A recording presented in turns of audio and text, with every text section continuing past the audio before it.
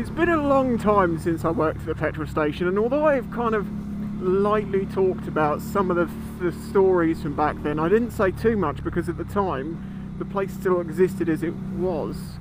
Over the years things have changed, and where I worked is no longer the same, and they probably don't do any of the same practices, so I can pretty much freely, openly talk about everything that went on back then. Because there was a time that I was concerned that they thought that I'd been robbing the place. And when I say robbing, I mean for like 15 grand a pop. Let's track back a moment, in case you're new to the channel and you don't know this, that a long time ago now, so we're going back to about 2000.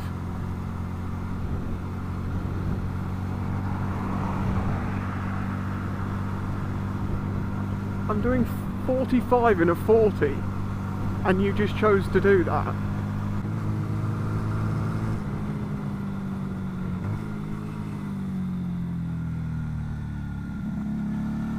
It was kind of pointless, wasn't it, mate? I mean, I'm literally just sat behind this guy now. Oh, I've got to do it, haven't I? I've got to do it.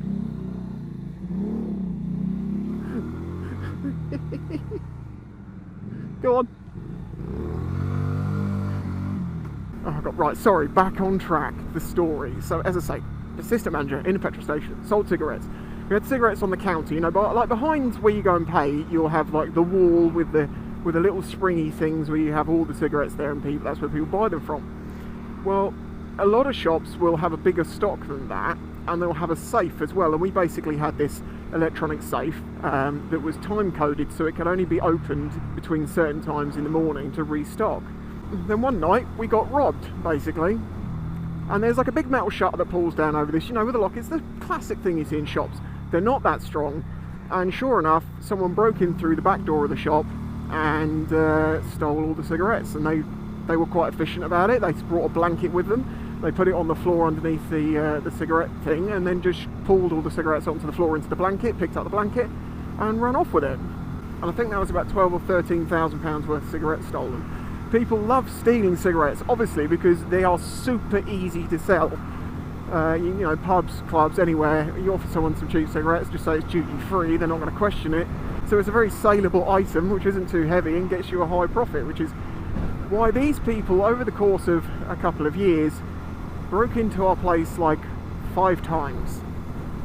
But it was about the 4th time. I mean, there were big gaps. There was like a couple that happened quite close to each other, and the company kept making changes, like the back door was strengthened, and they put a big, you know, steel frame door in, and it had pins through the wall. Well, they just shoved the 6-foot bar through the side of the brickwork and pulled the entire door out of the brickwork.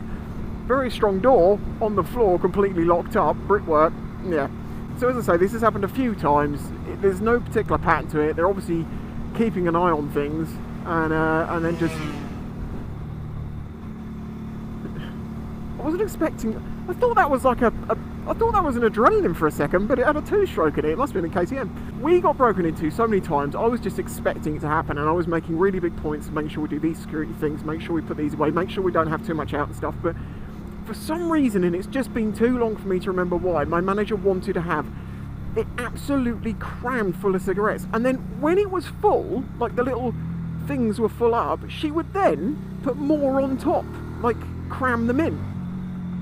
So you had the normal facing, and then you had all these extra ones on top. Well, by doing that with all of them, they managed to bolster the value of what was in there to about 15 or 16 grand, I think it was. And I said to my manager, we are going to get robbed again. You can't have that many cigarettes in there. It's like the fattest sitting duck ever.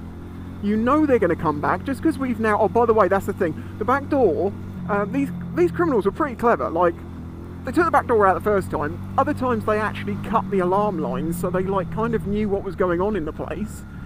That was one that confused me the most. Is like, I didn't even know where the alarm phone lines were, but they did. It was under one of these covers.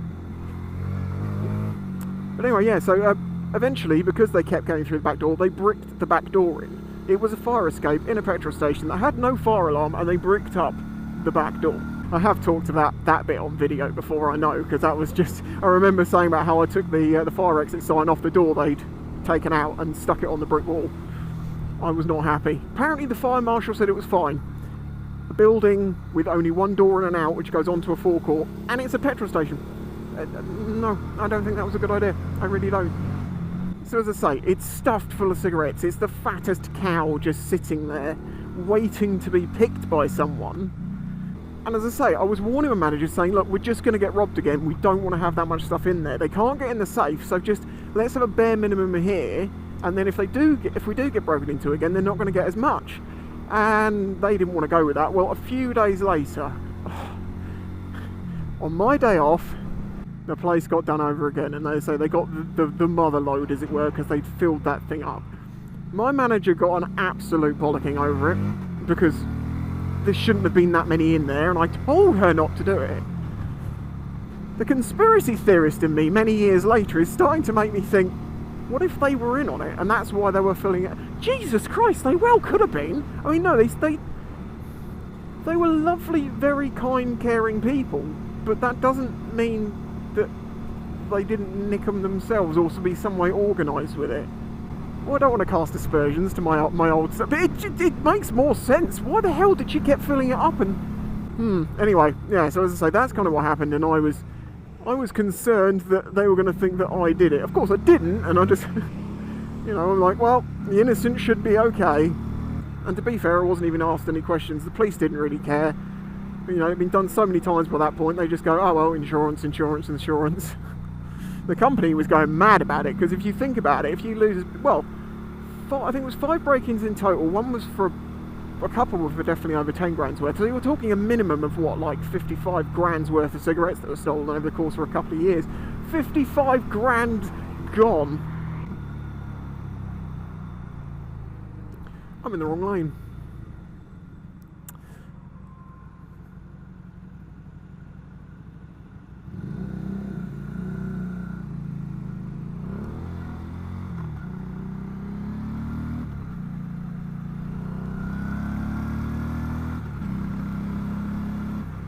He was blatantly on his phone and he's trying to look like he wasn't. Oh no, not rain! God's sake. This greyness and rain is so depressing. Please, come on, spring, or just the sun. It is making it very difficult to record videos, because seriously, there is this thing that if it's a sunny video, people just prefer it. I could do the exact same video in the sun and people would like it more than if it was grey like this. And I don't blame them. Look at it!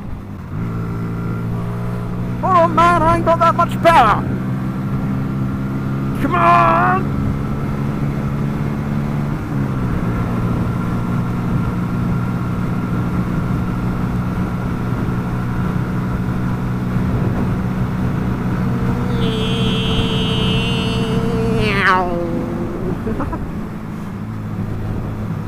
Like, I'm not going to review this bike unless it's a nice day. It makes such a difference to the video. Like, my reviews do pretty well normally. If I did one on a cloudy day, it wouldn't. I know it wouldn't.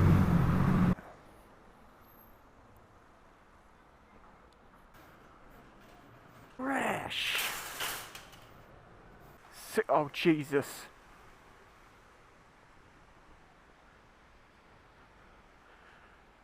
Right, everything's going in my bag. Phone, wallet, the lot. Because we're going to get wet. You know what I'm saying? You might think it's like 5 in the afternoon. It's 3:15. 3:15 in the afternoon. Oh, while I remember, RHOK Jeans are actually back in stock at the moment. I know they've been out of stock a lot. And people have had a moan at me going, yeah, they've been out of stock for months. And it's like, well, they're not. It's individual sizes you're after that have been out of stock. There's been, well, actually, no, they were completely out at one point.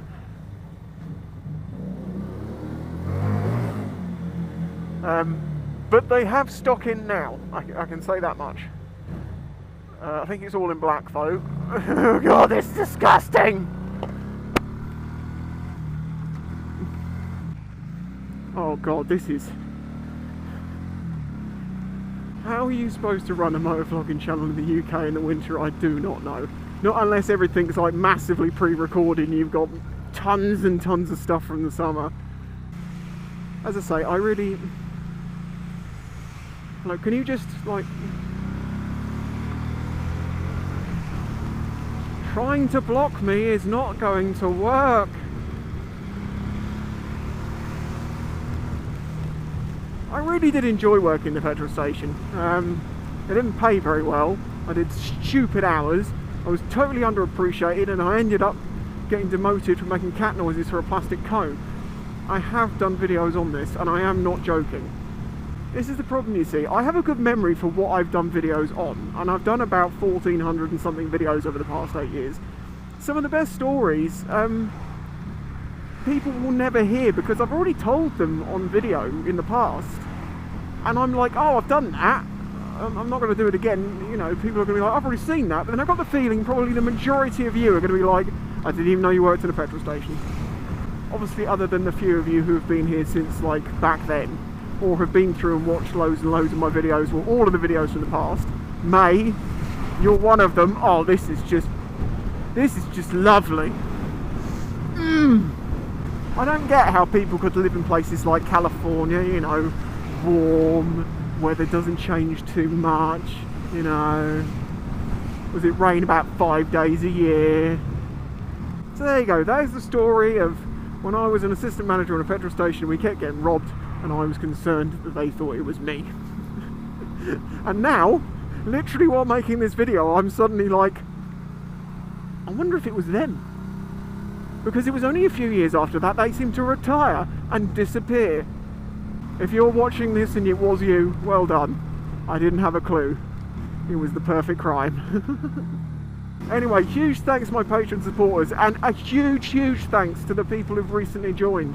Seriously, 2020, it's going to be a good year once we get past this crap weather and I can actually have some success in what I'm trying to do. As in, today, this video is the third video on my list of videos that should be made. I have tried making 1 and 2 today, and I've had problems. I'm not going into it. I really do appreciate the support. I took that week off, and I knew it was going to hurt, and oh boy, yeah, I've seen the algorithm is kicking my ass. I have lost about 30% of my projected earnings that I normally get because of that week off for this month. It should recover, I'm sure. But not if all my videos are filmed in this weather, I know that much. So hit that like button. No, don't hit that like button. Smash the like out of the fuck button. Join my Patreon, subscribe, help me get to 100k. And I'll catch you all next time when, hopefully it should be a better video and not in the pitch black. Bye bye. If you enjoyed this video and the other content on the channel, please consider following the links in the description to show your support.